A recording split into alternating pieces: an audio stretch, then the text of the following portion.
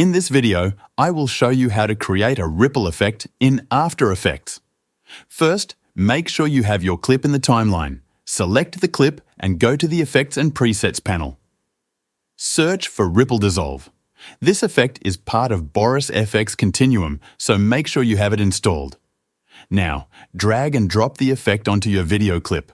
Then, go to the Effects Control panel and adjust the height value. Set it between 10 and 20 for the best results. Setting it too high may not look good. On the preview screen, you will see several lines and dots. Focus on the red dots in the corners of the screen. Click the red dot in the upper right corner and drag it to the left until the line forms a curve. Then move the red dot in the lower left corner to the left until it also forms a curve. Now, the yellow line should be making a smooth curve. Once this is done, play the video to see the ripple effect. If you want to adjust the speed, you can do that from the Effects Control panel. You can also change the light color to modify the color of the ripple effect. That's it. Your ripple effect is now complete. If you found this helpful, check out more tutorials.